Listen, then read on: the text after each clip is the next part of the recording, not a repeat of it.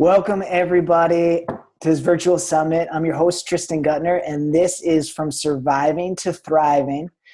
Access your infinite potential and start playing big. And I am honored and super excited to have Jake Ducey with us, three-time published author with Penguin Random House, coach, amazing, inspiring guy, and just a bright light in this world. So, Jake, thanks so much for being with us. Yeah, man. Do you want to intro yourself any further than that? Give people a little taste. That's good to go. I mean, 19 years old, I think wherever you are in your life, you can relate to sitting in a desk or that's the cliche, showing up somewhere where you don't want to be, wondering, is this all you're supposed to be doing? And for me, that was in a 19-year-old's body. In college on a basketball scholarship and wondering what I was doing with my life and wanting to understand the economic problems, studying business class. And my teacher told me, this isn't an open discussion class. This is a memorize this formula right here and shut up class. And I realized it wasn't a conducive place for my learning, which led me to, bundle up a few $1,000s, backpack around the world as a 19-year-old, which turned into self-published book that I went door to door. It ended up selling over 20,000 copies. Then Penguin Random House, the number one English publisher in the world, picked up a couple more of my books and kind of launched this career. And I think that, what I'm out here to do is to invite people to reclaim back their imagination to move confidently in the direction of their dreams. Awesome. I was excited to have you on for a ton of reasons. One of which is the first time I spoke to your partner, Ashley, and she's like, so what do you do, just like in a sentence? And I was like, well, I could describe it a ton of ways and I could put a ton of words. But what I feel like I do is help people reconnect to their infinite potential and just get at it and get what they're here to do. And she started laughing. She's like, Jake just said that like yesterday to me or something like that. So that's what I love, and it's what inspires me. And I feel that same spark in you, and you have a really massive impact on a ton of people's lives. You had a big impact on my life and a ton of people I know, and I see how people are responding to your videos and your content online. And I'd love to, for you to just speak into like what that phrase infinite potential means to you and how you see people accessing that or not accessing it, anything that comes up for you. Well, if you're listening to this, you probably heard that before, and you may or may not think that's a cliche. Infinite potential, right? It's a funny word that we have a finite mind. Is limited by our senses, and it's basically controlled by our senses, by our physical world, which is limited. So the mind can't even comprehend non-limits. It can't comprehend limitless to begin with. So it's this funny thing where it's like we have this infinite power, but the mind and the personal identity doesn't grasp that. Mm-hmm. And to me, what that means is stepping outside of in our world, we're conditioned to only look at things a certain way. Before long, we think we're our bodies. Before long, we think we're our careers. Before long, we think we're only as smart as our GPA was in school, or how far our education was, or in comparison to someone else who's doing something that's probably a lot better than us. And before long, we start to have a story we tell ourselves about who we are and what we're capable of. And we forget that Albert Einstein and Thomas Edison and the Wright brothers and Oprah and Steve Jobs and Gandhi and Martin Luther King and Rosa Parks and Mother Teresa and Abraham Lincoln and whomever it is, they've all walked the same earth as us. They breathed the same air, and they all are accessing the same human consciousness that we all have the opportunity to access. And so to me, when we step outside of those little stories we tell ourselves and we really step into the same space and creativity that all of these amazing people that come from, that's the doorway to, as you said, infinite potential. I think a quote by Robert Kennedy sums it up pretty well. He says, Most people look around at what is and they ask why. I look around at what is not and I ask why not. So I think in order to understand what infinite potential it is, there needs to be some examples instead of theory. So an example is most people look around and they say, why? How could I do that? Or how is this possible? Why would that work out? And if you look at anyone who's created anything significant, from amazing architecture to amazing paintings or bridges or technology or human rights movements, they said, why not? Why not? And when you ask those questions, you access a different level of yourself, which connects you to that greater potential. Beautiful. So how are ways that people can put that into practice on a daily level? So someone who's watching this and is like, cool, I feel that. I feel that spark inside me that's meant for something more. I really like what this guy's saying. I can feel there's more, and I can see the limits of my own thinking right now. The limits of my own perception, blocking like what I am actually capable of, what I'm actually here to do. So what's some things that people can do on a daily basis? I would say look specifically at what your limits are. What do you tell yourself? Do you tell yourself you're too old or too young or too fat to go ask that person out, or you're a girl so you can't ask that guy out, or you can't make money at your career, or having a family life and having a successful business isn't possible, or there's not enough jobs, or because the blue people or red people, the Democrats or Republicans are in office, one person or the other, you can't win. What are the stories that you tell yourself? And I would say look specifically at what those are, and then challenge those things, and really look at what is my bigger vision for who I want to be, and what I want to create, getting in touch with your imagination. It's interesting. It's funny that it's strange that when we're little, we're told to dream, we're encouraged to dream. But then when you grow up, it's as if people get offended when you are going to go live after those dreams. And what I invite you to do is to get back in touch with what is the life that I want to create myself. And then notice what are your limitations that come up would be the first step.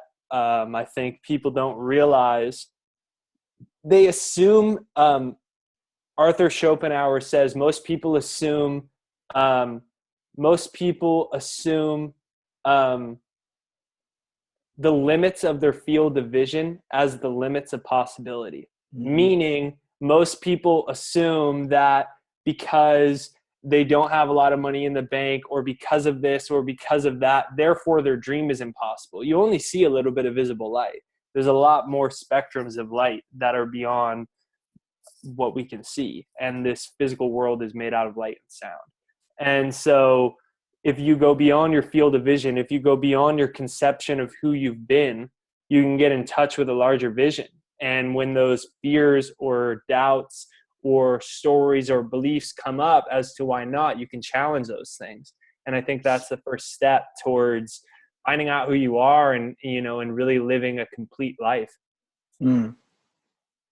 Yeah, I love you weaving in the imagination piece, because like as big as we're willing to dream, when we see where the limits of those dreams, like that Schopenhauer quote, it shows us exactly like where the limits in our beliefs and limits in our thinking and our self-perception are. And we can use that, the imagination or the visioning, as a powerful barometer to show us exactly where those limits are that we're putting on ourselves. Yeah. Well, I mean, it's funny that it's such this imagination has become an elusive concept to us, because we're so used to having no creative function in our life. When someone says, I miss the good old days, or, nothing's changing, or why isn't this working? Really, everything's changing all the time. We live in a world of constant motion. Everything's always in motion. Everything is energy, and everything's always in motion. And when people say that, what they're really saying is, I'm imagining the same thing over and over. I'm creating the same thing over and over again in my life. And I think that if it sounds like a funny concept, think about the shirt that I'm wearing. A designer made this. What's a designer? Someone who uses their imagination to form a concept of a certain type of clothing item, and then they create it. It begins in imagination. How was this created? People at Apple imagined it. How was this Mac that I'm talking to created? It was a concept in someone's mind. An iPhone, concept in someone's mind. An automobile, concept in someone's mind. Bending a piece of metal, flying it over the ocean. Everyone said that was unrealistic. Concept in someone's mind. Flipping a switch and lights come on. Concept in someone's mind. How was my home created? Concept in someone's mind. We call that person an architect. You go across a bridge. What is that? A concept in someone's mind. What do we call that person? An engineer. So if you really actually are serious about it, nothing has been created in the world without imagination. There is nothing even money has been created through imagination. Every building, every law, America, the country you and I live in is a manifestation of the founding fathers' imagination, of imagining a certain type of world that they wanted to create. So everything is imagination. But what happens is we have a lot of large corporations that have an agenda for people to not use their imagination, because if you don't and you live your life by someone else's standards, you're really unhappy and you buy a lot of things that you don't need. And when you can step outside of that box and say, who am I? Who am I really? What do I really want from my life? Then life gets exciting and interesting, and you reclaim the most powerful gift that you have, and that's your imagination. Yeah. Yeah. And I think alongside like those societal influences, let's say, to keep the imagination in a very strict, constricted place, I think there's also internally for a lot of people, I know there has been for myself in a ton of moments, there can be a lot of fear for people, aside from all the messages that we're receiving, just internally to stretch and grow beyond and imagine ourselves in a new state, because we don't know what's going to happen when we do that. And that's the beauty of it, of course, but that's also, I think, what scares the shit out of people sometimes. Yeah, I always say, instead of asking yourself what's the worst that could happen, ask yourself what's the best that could happen. Yes. And I think when we ask ourselves different questions and put our consciousness and we examine the world through a different lens of consciousness, then fear may not paralyze us. It will still exist, but instead of paralyzing us, we can be like, okay, I'm scared right here. That means I should probably do this. Yes, exactly. That keeps coming up in almost every conversation I've had in this summit, is that threshold of fear and how it's. Yeah, right. Bob Proctor calls it the terrier bearer. And fear isn't due to, remember this, fear isn't due to your own inadequacy. So it's not due to you not being good enough. That's not what fear is. It's inferior conditioning in your subconscious mind. It's an involuntary reaction from your subconscious, from your unconscious. 95% of your life, 65,000 thoughts in a day, 95% of those thoughts, 95% of the actions you take are unconscious. So it's an old program that might be from your parents, it might be from news, it might be from media, it might be from someone telling you we're dumb or stupid or fat or ugly or not good enough. It's not who you are. So when you feel the fear, remember that it's not about, are you worthy enough? It's just this old sense of identity that doesn't want to be broken. Yeah. You know, there's a really cool book by Dr. Joe Dispenza, The Habit of Breaking Yourself. And we have to break out of that identity. And when we do, meaning when you, as you said, go try to do something different or new, then the fear comes up. It's because you're changing your identity. Yeah. And that's death to the mind. Yeah. So in your own life or the people that you work with, what's been most supportive, or what can be a good support for anyone watching this who's like bumping up against that terror barrier and they know it's time for change, they know they're meant to be someone else, and they're hitting that terror barrier, and you know, a lot of their instinct is saying, turn the F around and go the other way, man. Well, that's not instinct, first of all. That's not instinct or intuition that's telling you that. Instinct or intuition is the whispers of the soul. Your soul doesn't speak to you like that. Your soul doesn't speak to you through fear. That is your old paradigm, your old sense of identity. that's speaking to you like that. So the first thing I'd say is know that that's not your soul or your heart or whatever religious affiliation you have, whether it's non-denominational or secular or you're atheist, instinct, heart, spirit, God, whatever you like to use. It's not that. It doesn't speak to you through fear. And when you grasp that, then as you said so beautifully, you're like, what do you do when you feel that? Well, you're already in the right place, because you know when you feel that, you're in the right place to begin with. That's already the sweet spot. So what happens is most people never even get to a position of being scared because they build such great walls of comfort. That's what's crazy, is that most people never feel scared or threatened, or the terror barrier never comes up, because they've built such amazing walls of comfort that it never happens, which is amazing. We're very comfortable. We have a lot of channels of cable. We have a lot of things that can keep us from ever thinking about who we are and why we're here. So if you've stepped past that, which obviously you are, if you're watching this or listening to this, then I'd invite you to consider what Nelson Mandela says, which is courage isn't the absence of fear. It's being scared and doing something anyways. And you just have to recognize that. But it's important to have knowledge and awareness. So why is that fear happening anyways? Well, the fight or flight part of you exists because our ancestors, when we were cavemen and stuff like that, and we were just trying to evolve, that part of our brain, it had to exist. We would not be alive in houses, like on couches, if our and with computers, if our ancestors didn't have if our ancestors didn't have proper signaling, electrical impulses that go from their brain to their nervous system to tell them to hide and run, because they had to run from giant things that could eat them. Yeah. Literally, we wouldn't. The human species would be extinct. So they had to run from giant things that could eat them. They had to go hide in caves. They had to go do all types of things. They had to utilize fight or flight. Now, that's what allowed the human species to evolve into what it is today. But that part of our brain hasn't evolved. So we still have a primitive brain that is constantly trying to protect us. And since there aren't immediate threats to our death, it thinks there's a robber in your house when there's not. You grab your baseball bat and you're about to, you think there's someone in your house. It turns out it's like your wife coming home and you almost hit her with a bat. Like you think when we're little, we think there's monsters under our beds. We have all of these fears because that part of your brain still exists. It's never evolved. And so the fight or flight is there, and its job is to protect you.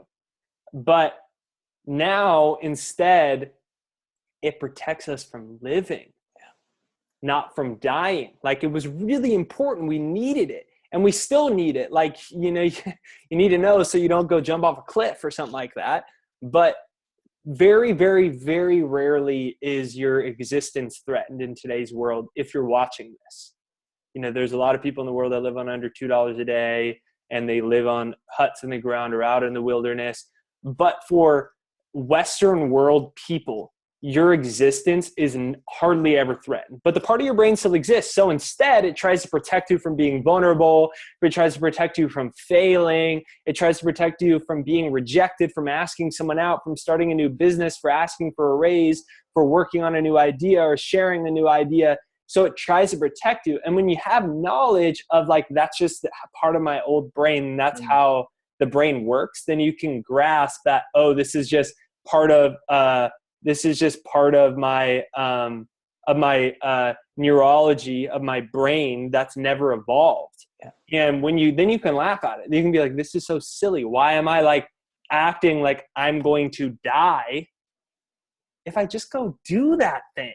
If I just go say I'm going to actually live up to my standards that I have in my imagination, I'm not going to die. But the brain literally thinks you will die. Yes. And I always say, it's like the monster under your bed. You think it's real. We scream when we're kids. Our hands are sweaty. Our hearts are beating. We yell for our mom. Like, you have a kid. Your kid probably thought there was monsters under his bed not too long ago. But it was real to him. He actually believed it because that part of his brain exists. It sent electrical impulses via thoughts through his nervous system. His hands were sweaty. His heart was beating. It was racing. He couldn't sleep. That part of your brain now tells you and uses all of those things to talk you out of your dream. So I always say, just look and see what the monster under your bed is. Yeah.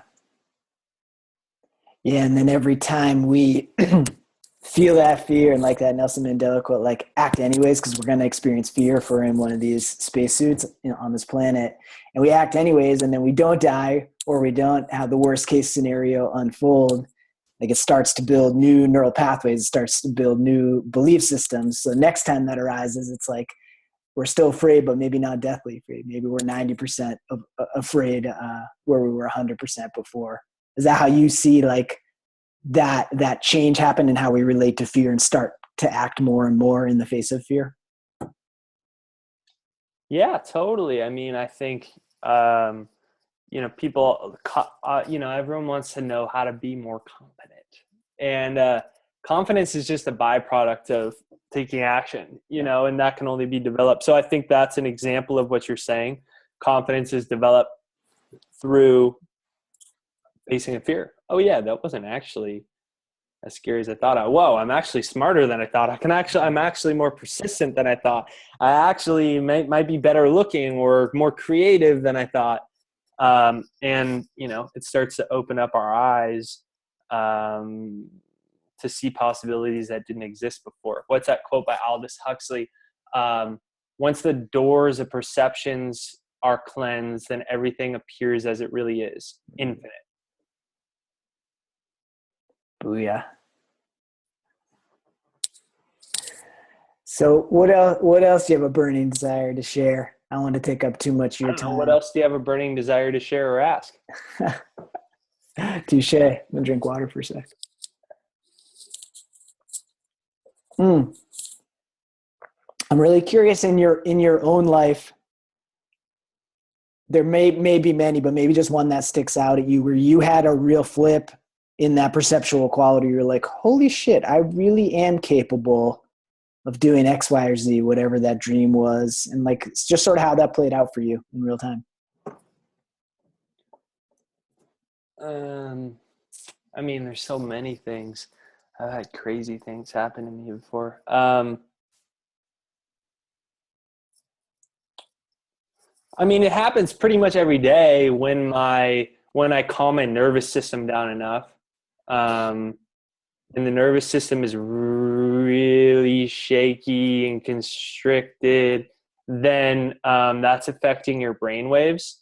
And when your brain waves aren't in a more meditative homeostasis place, then you can get really chaotic. It's like the people that are really chaotic all the time. It's just like, did I have to go here and I have to do this? And it's like, you're never stopped enough to get outside of your problem solving mind. And that's how we live in our world, is we're always in a problem solving mind.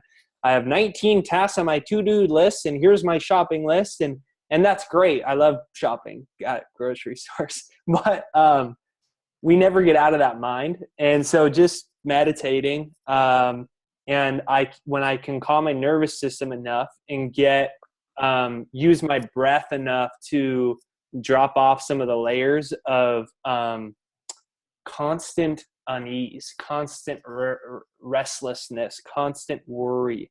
It's like chronic worry and chronic stress that we have. We don't even know what it is. It's like a lot of times we don't even notice it. Yeah.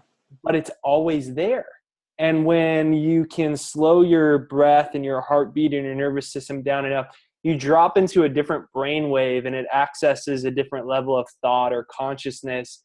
And you can like have introspection on your life and be like, wow, I'm actually connected to something so much greater than I thought I was, so much bigger than my little identity. It's my soul, it's my spirit. And when you're God presence, whatever you want to call it, when you're connected there and I have those types of experiences, It happened today. I had one today.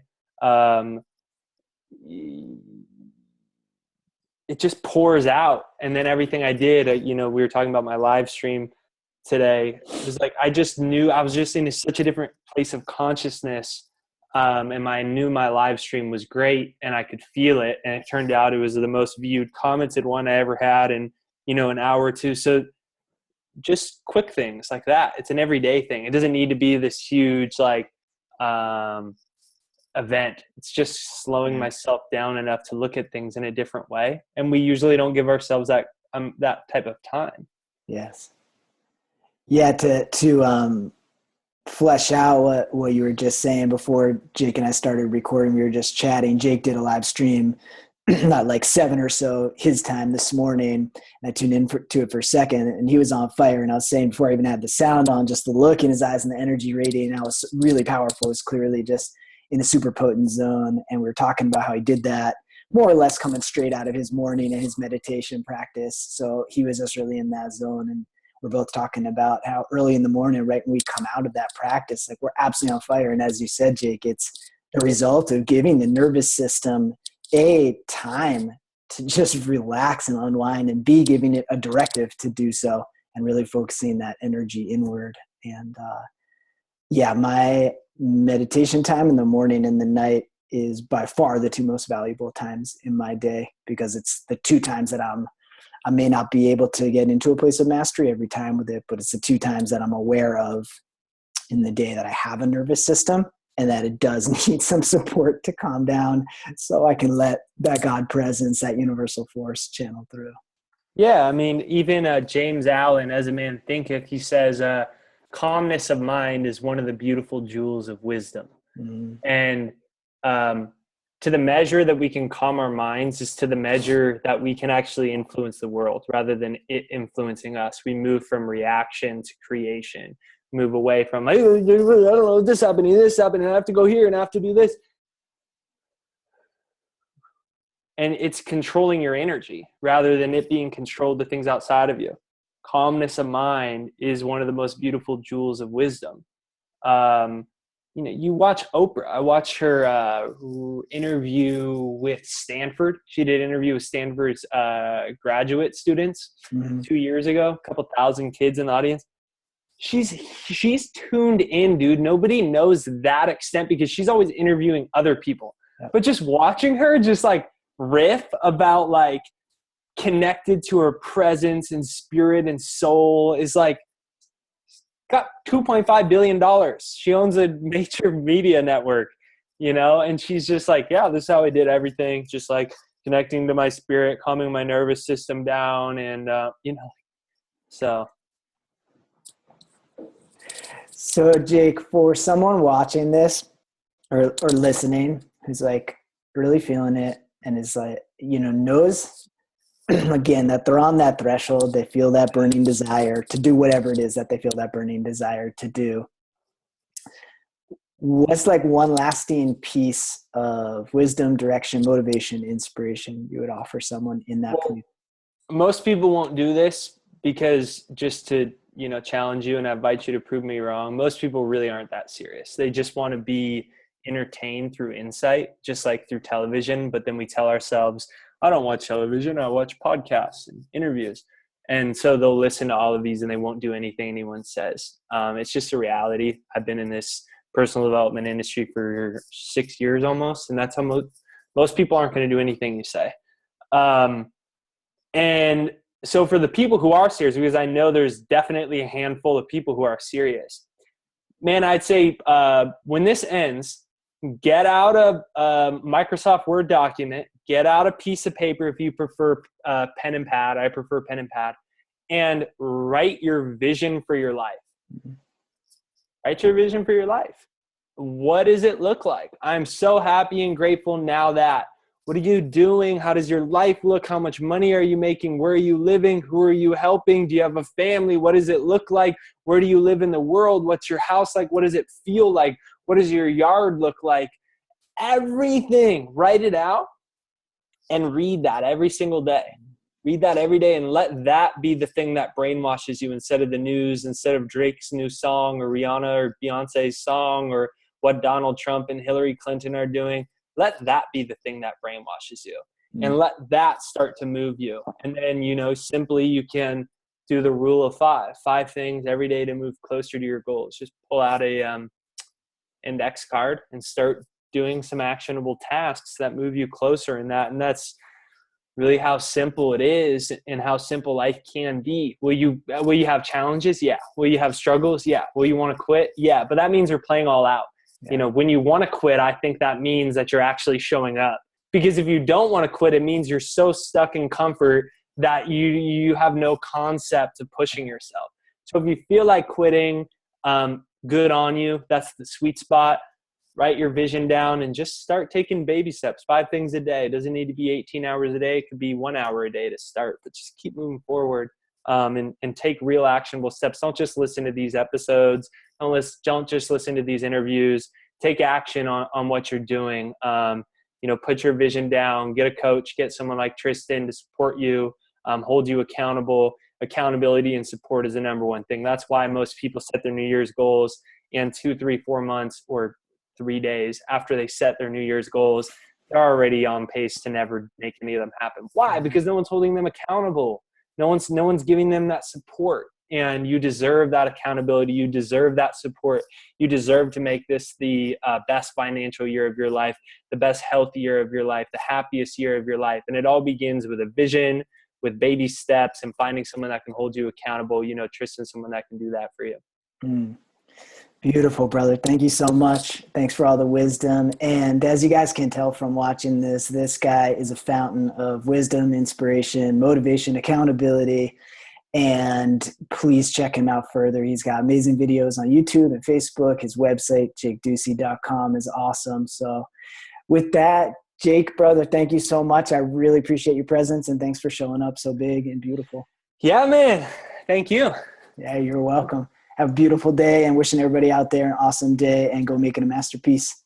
Love you. Brother. Bye.